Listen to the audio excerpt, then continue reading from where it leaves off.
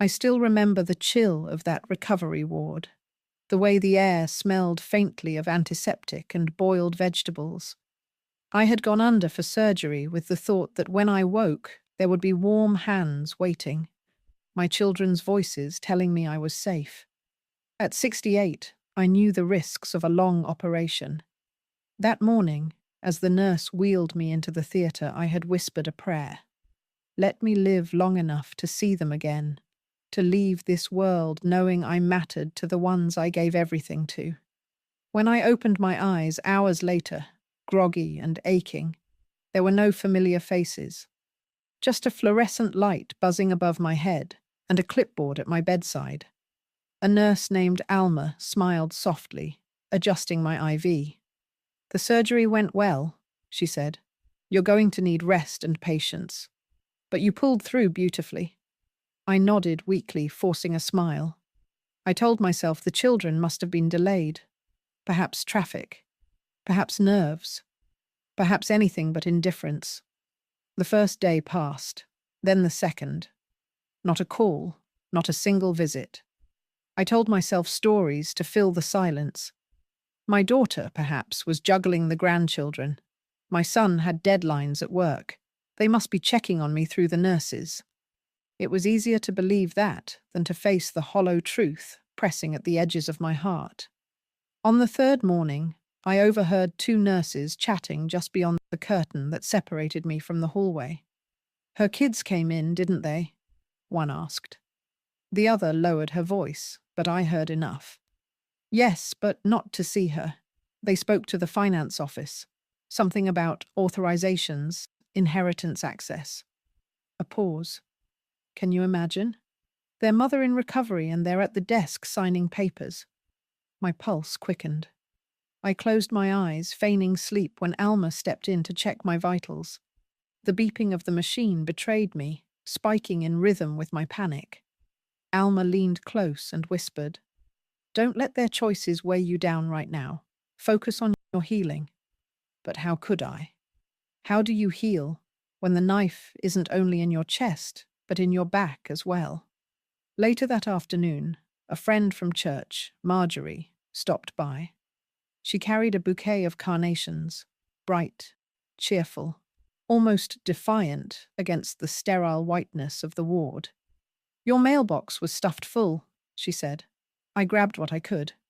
She handed me a thick stack of envelopes, bills, and bank notices peeking through their windows. Out of habit, I slid one open with trembling hands. Inside was a letter from the bank. A withdrawal slip, signed not by me, but by my son. My signature line left blank. My savings account, my late husband's legacy to me, had been gutted. Another envelope showed property tax notices redirected to my daughter's address. A third contained a receipt for jewelry appraisal, my wedding set listed at a figure that made my chest tighten. I held those papers in my lap, staring at them as if they belonged to another woman. Surely not me. Surely not the children I had raised through lean years, who I clothed and fed while working double shifts after their father died. Surely not the children whose college tuition I paid with the money I should have saved for old age. But denial can only shield you so long. The truth was scrawled in ink and numbers right in front of me. They had taken advantage of the one window of time when I could not defend myself.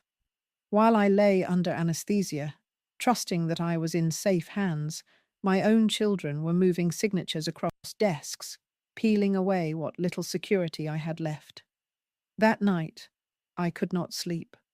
The pain from the stitches was nothing compared to the gnawing hollow in my chest. I stared at the ceiling, whispering my husband's name. "Do you see this? Do you see what they're doing to us?" I imagined him shaking his head in sorrow. He had always warned me not to spoil them, not to hand over everything without asking for gratitude in return. I thought love was enough. Now love felt like a noose tightening around my throat. The following morning, Alma wheeled me into the corridor for a short walk. My legs trembled, my hands clutched the rail. As we passed the waiting room, I saw a family clustered together, a son bringing coffee to his mother. a daughter adjusting her father's blanket. The sight sliced through me like a fresh incision. My children should have been there too.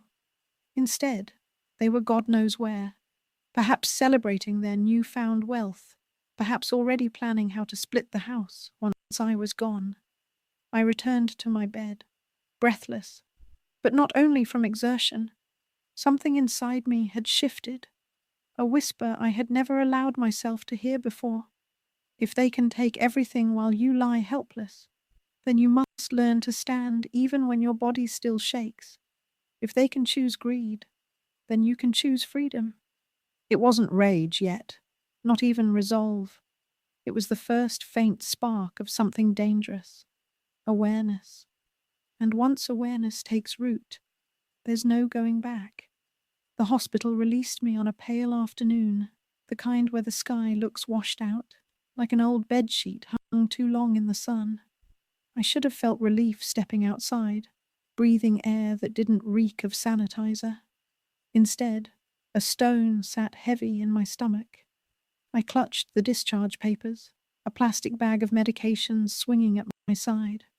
The taxi driver helped me in gently, as though sensing I was brittle in ways that had nothing to do with surgery. The ride home was quiet, save for the hum of the engine and my own thoughts.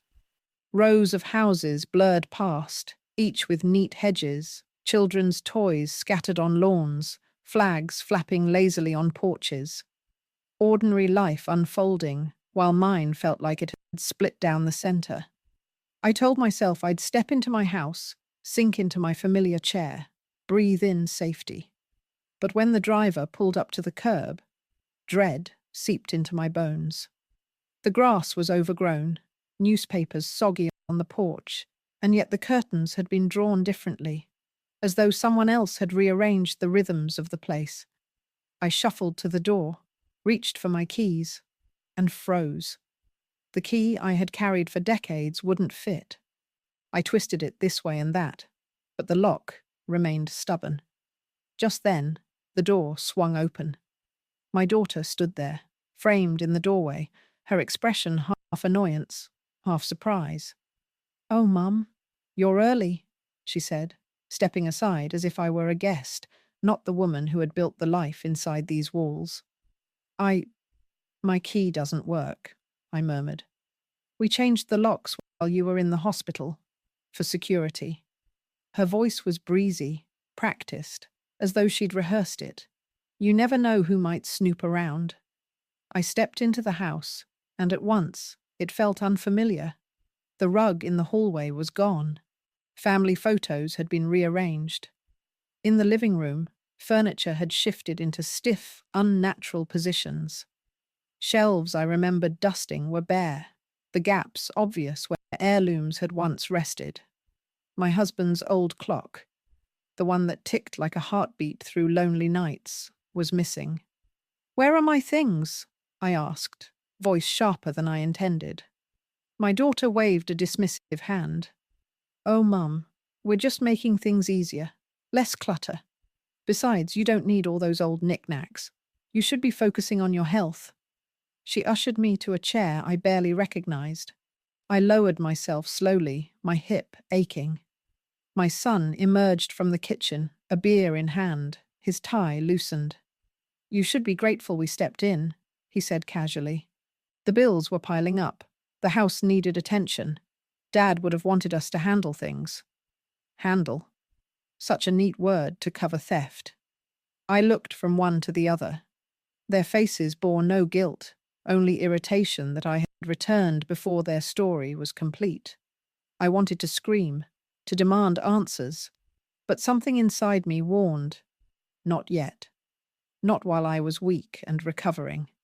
So instead, I observed, their voices droned on about responsibilities, finances, how I should consider downsizing for my own good. I nodded where expected, but my eyes roamed. On the counter lay a ring of keys, tossed carelessly beside unopened mail. Spare keys. I kept my gaze steady, but my heart quickened. When my daughter turned to answer her phone, I leaned slightly forward, fingers brushing the metal ring. In one swift motion, I slipped a key free and tucked it into my sweater pocket. No one noticed. They were too busy talking over me, mapping out futures in which I was a shadow. I excused myself early, retreating to my bedroom. Even there the invasion was clear. Drawers half empty, clothes displaced, a jewelry box gone. I sank onto the bed, breathing through the pain, through the humiliation. This house no longer belonged to me, not in spirit, not even in fact. But the key pressed against my ribs in its hiding place. A small thing, cold and unassuming, yet heavy with promise. That night, while they laughed downstairs, sharing wine over the inheritance they had already consumed, I lay awake, staring at the ceiling. My body hurt, but my mind was sharpening. They had stripped me of money, of heirlooms, even of dignity. But they had made a mistake. They believed me too broken to notice, too frail to resist. In my pocket, I fingered the outline of the key, whispering to myself, "Not everything is yours. Not yet." For the first time since the surgery, I felt something like power flicker in my chest. Small, fragile, but alive. Nights became my allies, while the house creaked with the sound of my children moving about as if they owned it. I lay awake in my room, rehearsing memories I wished I could forget. Their voices carried through the thin walls, laughter, the clink of glasses, the casual talk of investments and liquidating assets. They sounded like business partners, not children living under their mother's roof. I stopped expecting kindness. Instead, I began watching. The way my daughter opened my mail without hesitation. The way my son left folders of bank paperwork on the dining table, never considering I might still be sharp enough to read. They assumed age had dulled me. Surgery had slowed me. Grief had softened me. They were wrong. One night, when the house finally settled into silence, I pulled a notebook from my nightstand, a thick leather-bound book I had once used to track grocery lists and my late husband's blood pressure readings. I opened to the first clean page and wrote a single word at the top: loss. Then I began to document. June 4th, hip surgery, recovery ward, $3,200. Withdrawal from savings. June 6th, blood transfusion, no visitors. Jewelry appraisal slip found, wedding ring listed at $5,000. June 10th, physical therapy begins. $9,000 moved from inheritance account to Daniel L. Line after line, I recorded it all. Dates when I was strapped to machines, learning to breathe steadily, matched against the days they were draining accounts and pawning memories. Each entry sharpened the betrayal, transformed pain into proof. The ledger grew heavy with ink. My handwriting cramped, my eyes burned, but I pressed on. If they thought I was fading, I would leave behind a record stronger than any denial they could muster. Sometimes I caught my reflection in the window, the faint outline of an old woman hunched over her desk. Yet when I looked closer, I didn't see defeat. I saw a witness. The neighbor across the street, Mrs. Rivera, provided unknowing confirmation.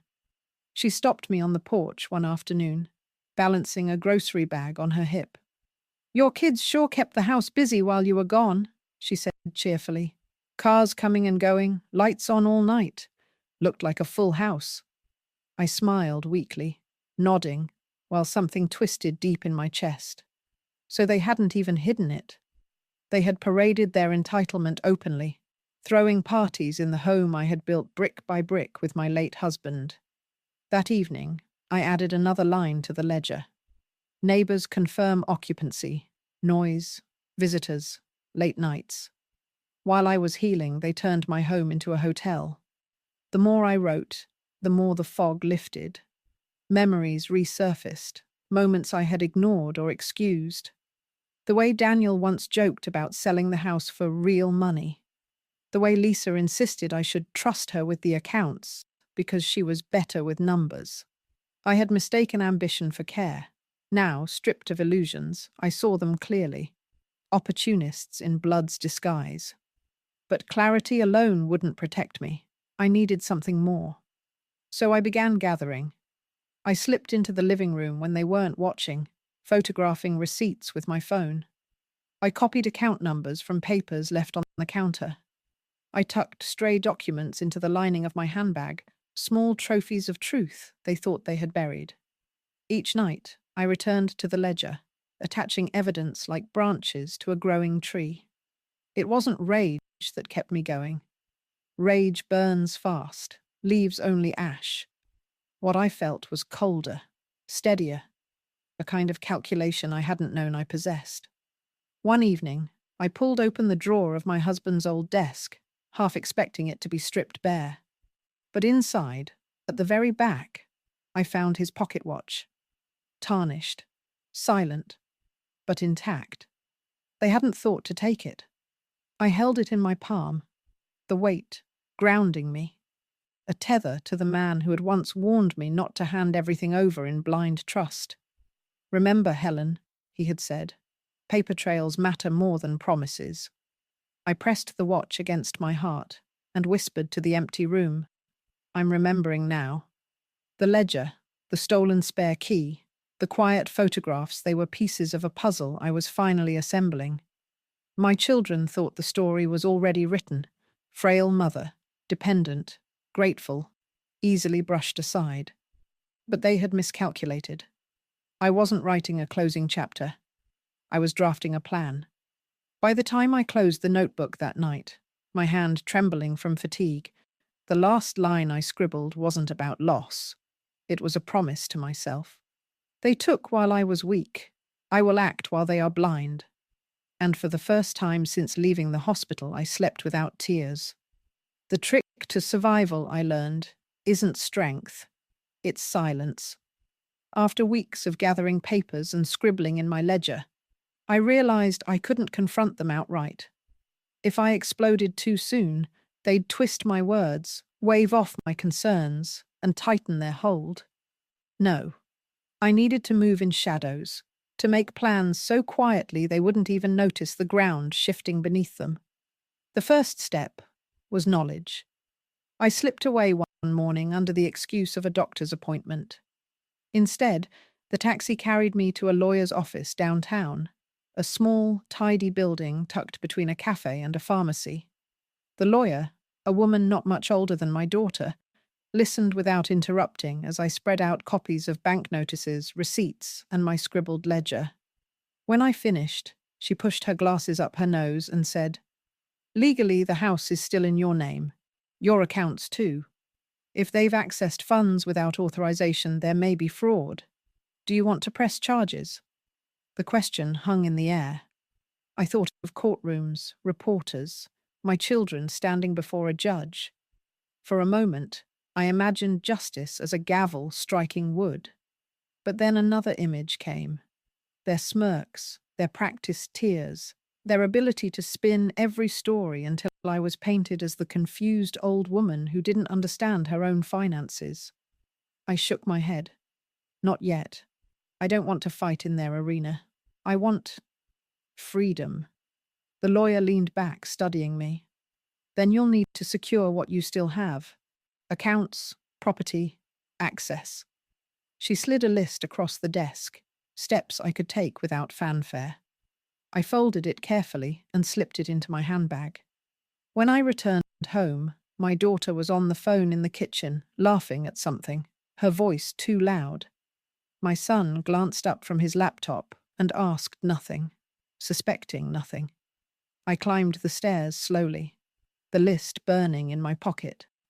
They thought I had gone to a routine checkup, too feeble to manage errands alone. Their blindness was my cover. The second step was access.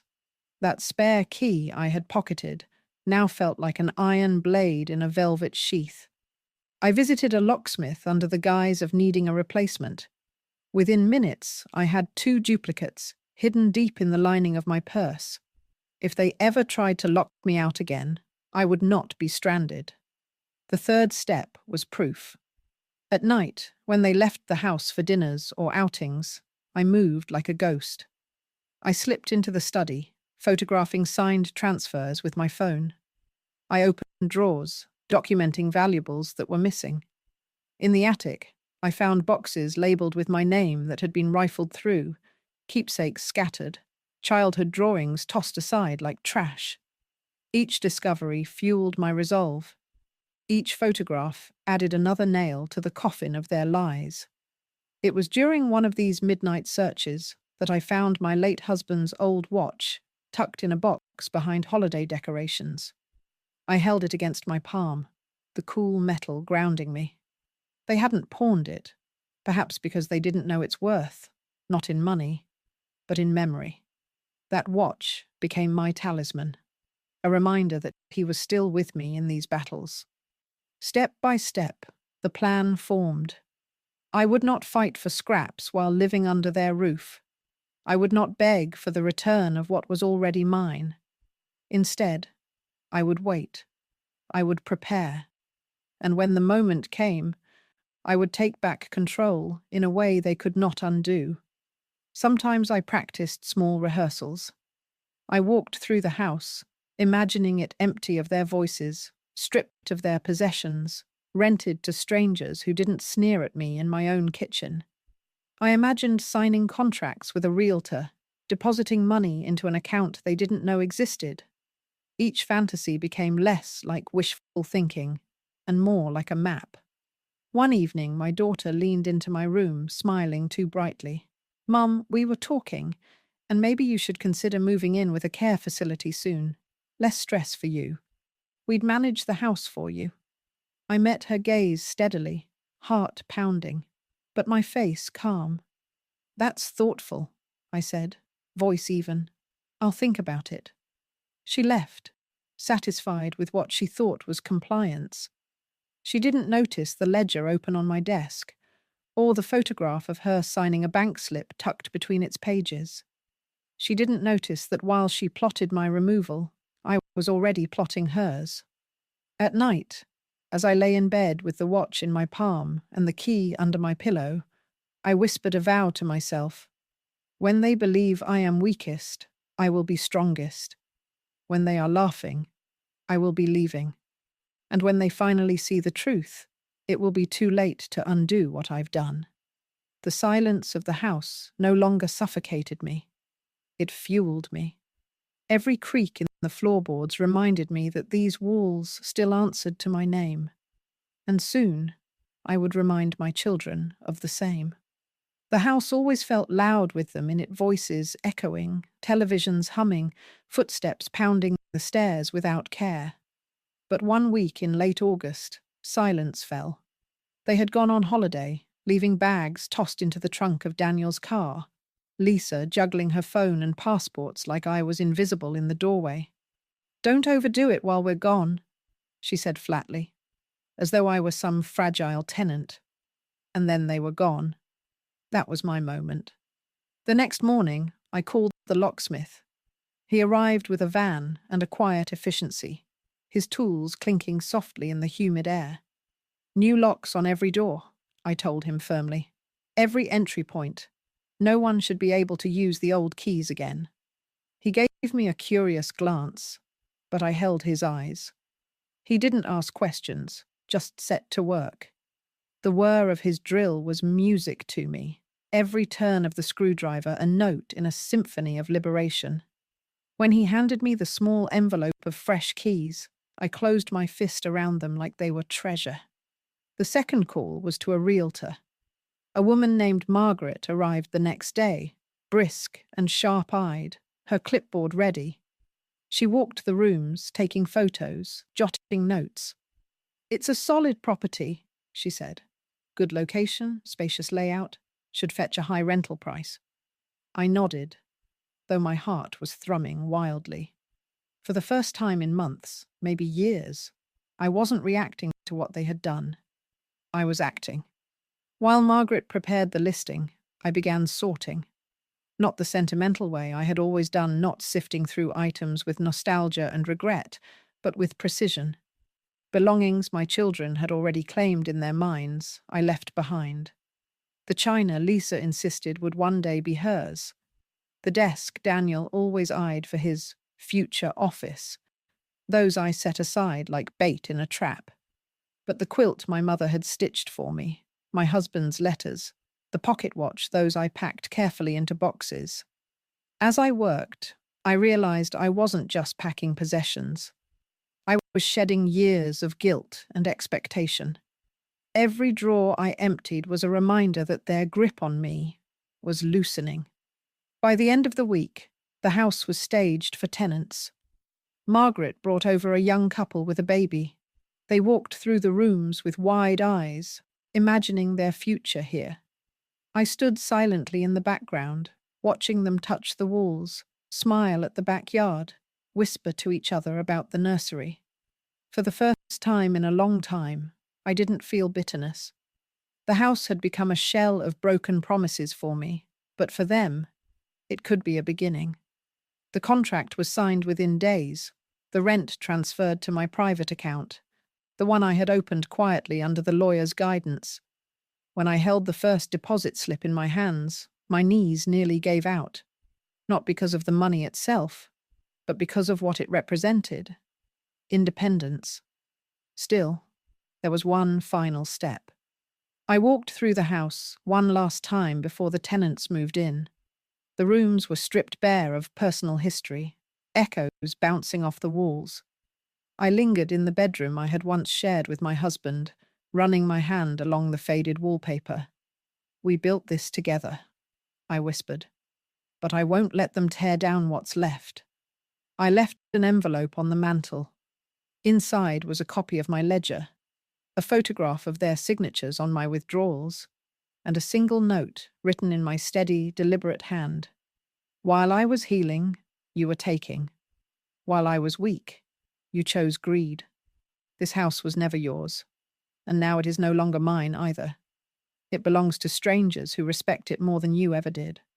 You will find no safety here, no inheritance, no welcome.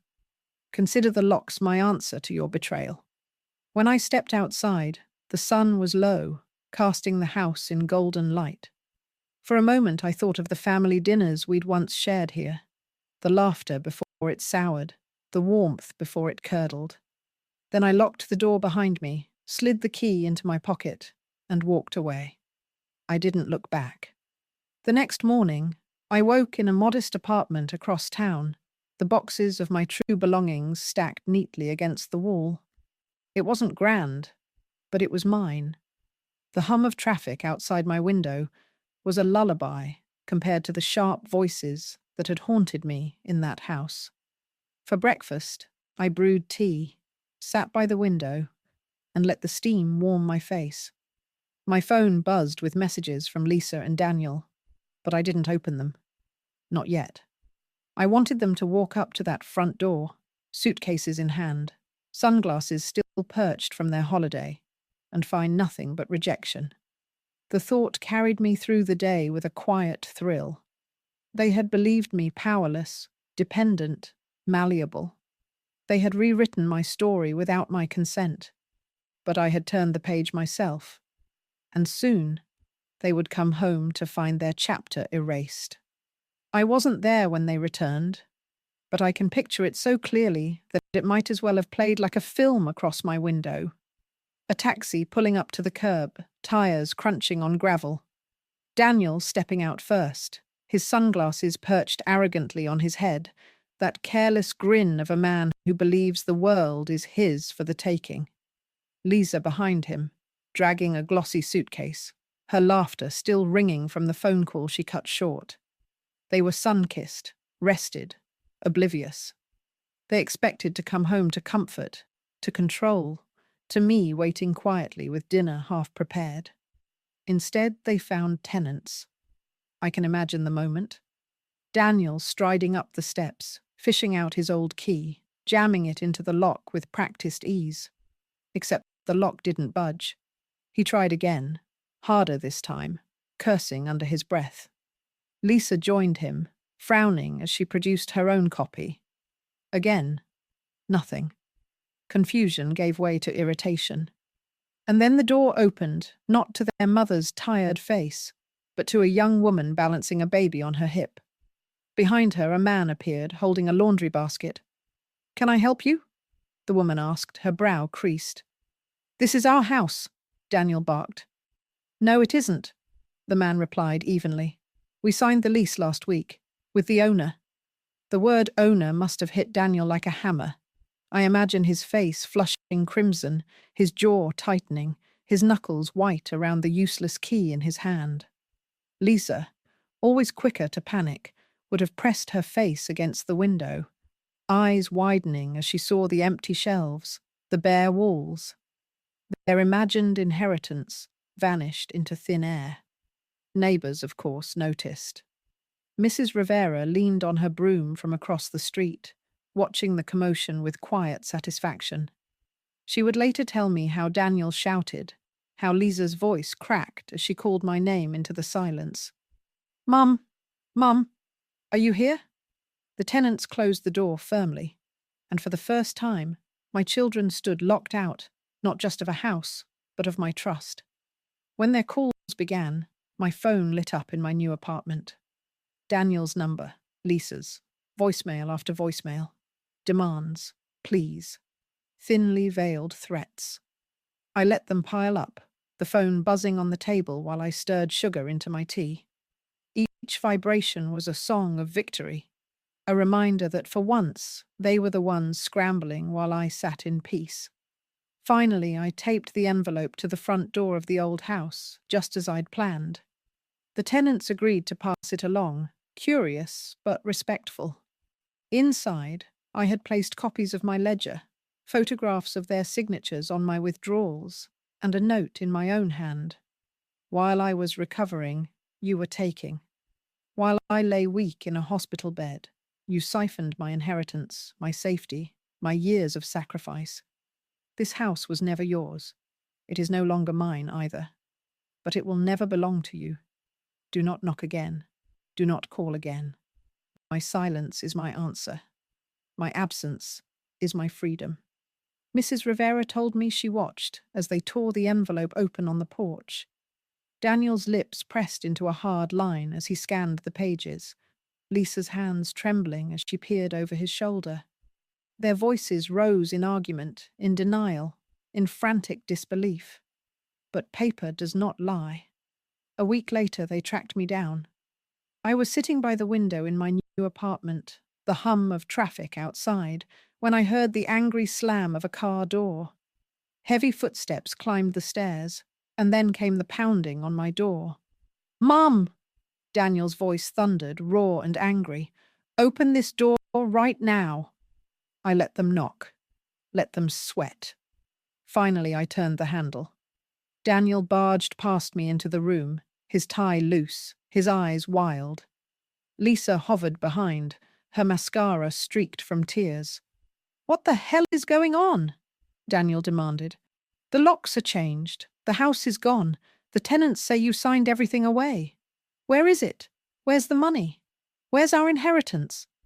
I closed the door gently, calm in the face of their storm. Then I sat down in my chair and looked at him the way a parent looks at a petulant child. "Not your house, not your inheritance, not your life to control." Lisa's voice cracked. "How could you do this? We thought you'd always be there." I laughed, bitter and sharp. "That's the problem. You never thought of me as a person, just a safety net, a wallet, a house with 4 walls waiting to catch you. Well, the net is gone. The walls are gone. And so am I." Daniel's fists clenched, his face dark with rage. "You can't just cut us off like this."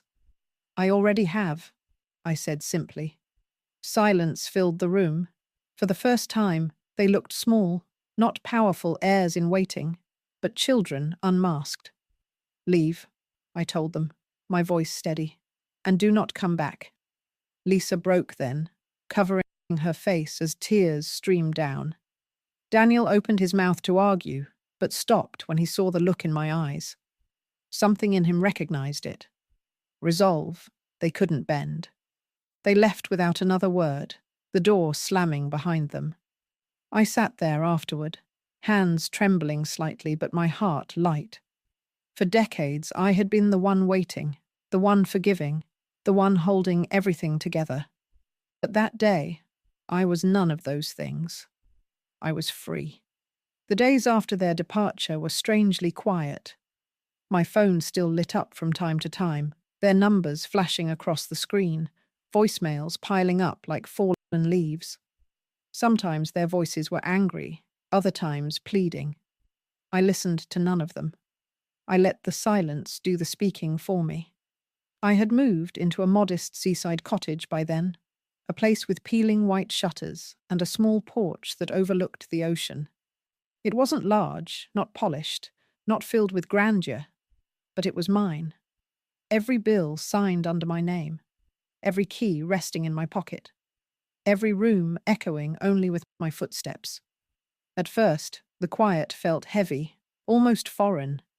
For so many years I had been defined by noise children's demands, family obligations, the clatter of dishes and arguments echoing down hallways. Now there was just the gentle rhythm of the sea outside my window, gulls crying overhead, the breeze carrying the scent of salt and lavender. I thought it would feel lonely. Instead, it felt like oxygen filling my lungs after years of shallow breaths. The neighbours welcomed me with a warmth that startled me. Mrs. Green, a widow herself, appeared one afternoon with a basket of lemons from her tree. "We look after each other here," she said with a smile. The couple across the lane brought fresh bread on Sundays, and the children next door, twin girls with wild curls, came by with seashells and stories about their school. They listened when I spoke, not out of duty but curiosity. They wanted to know my recipes, my memories of places they'd never seen, the songs my husband used to hum when he worked in the garden. I hadn't realized how starved I was for simple presence until I saw it reflected in their faces. Sometimes, in the evenings, I sat on the porch with a shawl draped over my shoulders, watching the sky melt into shades of orange and violet. I'd hold my husband's pocket watch in my palm, not for the time, but for the reminder.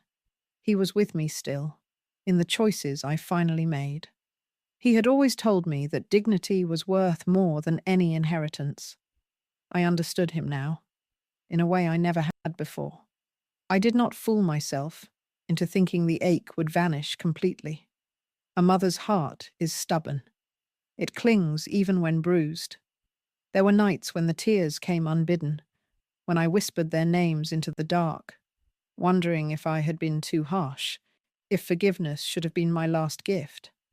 But then I remembered the hospital bed, the credit card slips, the way they looked at me, not as a mother, but as a resource to exploit.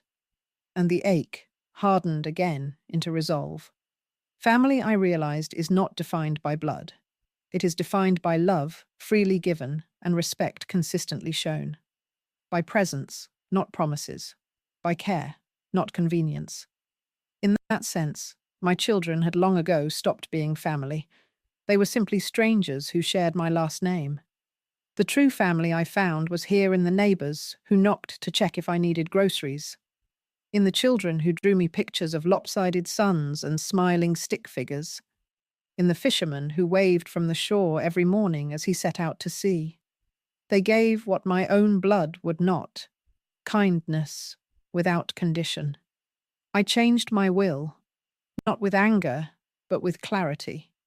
Everything I had left: the rental income, the small savings I rebuilt, the keepsakes of my life, would go not to Daniel or Lisa, but to charities, scholarships, and causes that lifted children who actually needed a chance. I left instructions with the lawyer, and for once, I signed the papers with steady hands. One evening, as the tide rolled in and the gulls wheeled above, I closed my eyes and let the sound of the waves wash through me. For the first time in decades, I wasn't waiting for footsteps at the door. I wasn't waiting for a phone call that would never come. I wasn't waiting at all.